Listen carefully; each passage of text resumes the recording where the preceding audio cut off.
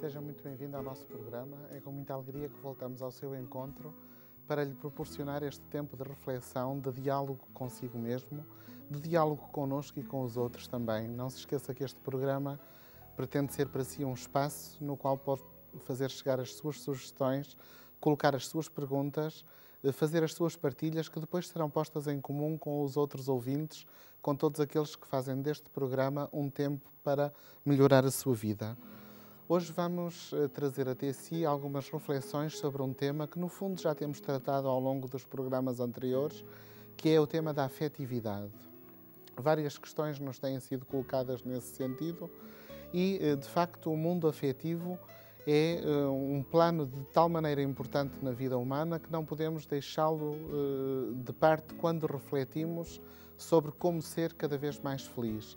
Não é possível falar de ser humano sem falar de afetividade, sem falar do valor e do lugar dos afetos, e é um pouco algumas reflexões sobre esse campo que vamos tentar partilhar consigo hoje. Antes de mais, talvez fosse importante perceber ou que ficasse claro o que é que estamos a querer dizer quando falamos de afetividade. Muitas vezes se pensa que a afetividade tem apenas a ver com as relações amorosas ou com as relações de amizade ou com as relações conjugais ou de namoro. E, na verdade, a afetividade diz respeito a tudo aquilo que é a vida interior que não a vida intelectual. Ou seja, no fundo, é uma suscetibilidade que o ser humano tem enquanto tal para experienciar de determinada forma e com determinada tonalidade os acontecimentos e os factos exteriores e também os movimentos da sua vida interior. É um atributo psíquico, portanto, é uma capacidade da nossa vida psíquica que, no fundo, acaba por dar ao que vivemos, fora ou dentro de nós, um valor e uma representatividade, uma representação. Quer dizer, perante o mesmo facto, pessoas diferentes vão ter reações diferentes. Porquê? Porque vão ter percepções, representações diferentes desse mesmo acontecimento. E por isso não há duas pessoas que reajam exatamente da mesma forma. A mesma pessoa também, ao longo da vida, pode ter formas diferentes de reagir perante um estímulo que à partida seria semelhante. Todos temos a noção que há determinadas atividades ou determinadas coisas que vivemos que ao longo da vida vão sendo integradas de forma diferente e, portanto, que nos levam a ter reações diferentes conforme vamos crescendo ou vamos amadurecendo. Se quiséssemos falar de uma forma figurada, talvez para ser mais fácil entender o que estamos a dizer, é como se a nossa afetividade fossem uns óculos com os quais nós lemos a nossa vida.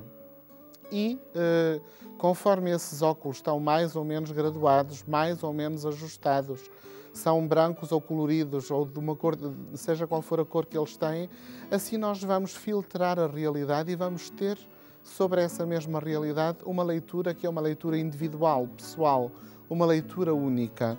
E quando falamos de realidade, falamos não só da realidade exterior, objetiva, como ainda muito mais, talvez, da nossa realidade interior e, portanto, estritamente subjetiva. Quer dizer, conforme o tipo de leitura que eu faço do acontecimento, seja ele externo ou interno, assim eu lhe vou atribuir um valor e assim ele vai poder na minha vida ter um papel mais ou menos importante. Então, falar da afetividade significa, no fundo, falar desta capacidade que nós temos de filtrar os acontecimentos do mundo interior e exterior.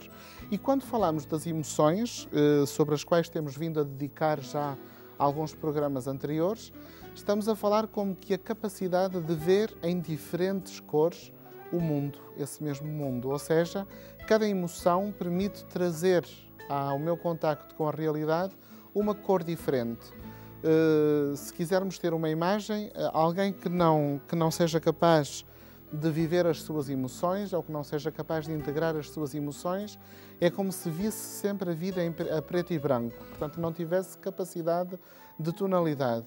De resto, há pessoas que na verdade estão tão pouco familiarizadas com as suas emoções e com a sua afetividade que, não valorizando este aspecto, acabam por ter uma vida que nós podemos dizer quase sem sabor, sombria, quase a preto e branco. Portanto, uma vida muito menos preenchida e, digamos, muito menos vivida porque autolimitada.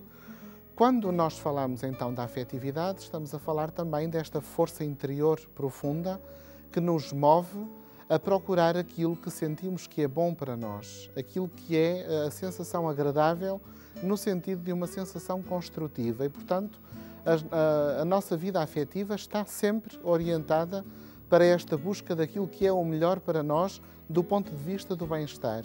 E tudo vai enquadrar-se segundo esse sentido, ou seja, se eu sinto que afetivamente há determinada proposta ou determinado desafio que me vai levar mais longe nesta busca da felicidade,